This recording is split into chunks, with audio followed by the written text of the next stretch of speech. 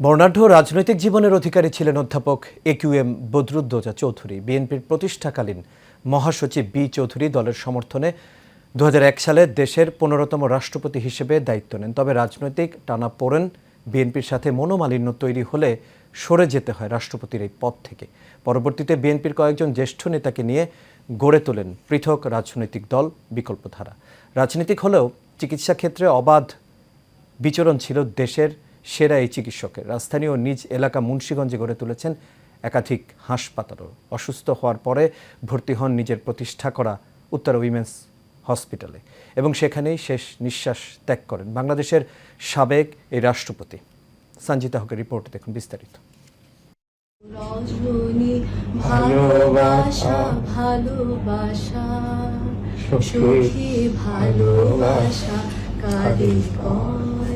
1930 সালের 11 অক্টোবর কুমিল্লায় জন্মগ্রহণ করেন বদরুদ্দোজা চৌধুরী। ঢাকা মেডিকেল কলেজ থেকে তিনি এমবিবিএস ডিগ্রি লাভ করেন। যুক্তরাজ্যের royal college of physicians London, Edinburgh ও গ্লাসগো থেকে নির্বাচিত ফেলো এফআরসিপি এবং বাংলাদেশের এফসিপিএস ডিগ্রিও অর্জন করেন তিনি। বিএনপির প্রতিষ্ঠাতা সাবেক রাষ্ট্রপতি জিয়াউর রহমানের অনুরোধে তিনি রাজনীতিতে আসেন। 1977 সালে জিয়াউর রহমান সরকারের স্বাস্থ্য উপদেষ্টা হিসেবে যোগ দেন। এরপর 1979 সালে বিএনপির প্রতিষ্ঠাতা মহাসচিব হিসেবে রাজনীতিতে প্রবেশ করেন বদরুদ্দোজা চৌধুরী। মুন্সিগঞ্জের শ্রীনগর থেকে 1979 সালে প্রথম সংসদ সদস্য নির্বাচিত হন এবং মন্ত্রীর দায়িত্ব পালন করেন। জিয়াউর রহমানের সরকারের উপপ্রধানমন্ত্রীর পদেও ছিলেন তিনি।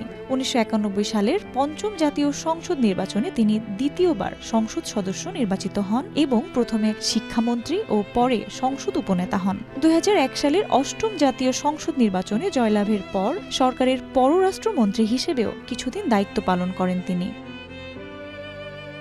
2002 সালের 21 জুন রাষ্ট্রপতির পদ থেকে ইস্তফা দেন তিনি। প্রেসিডেন্ট পদ থেকে পদত্যাগের পর ডক্টর বদরুদ্দোজা চৌধুরী বিএনপি থেকেও পদত্যাগ করেন। 2004 সালের 8 মে বিকল্পধারা বাংলাদেশ নামে একটি রাজনৈতিক দল প্রতিষ্ঠা করেন। মৃত্যুর আগ পর্যন্ত দলটির সভাপতির দায়িত্বে ছিলেন তিনি।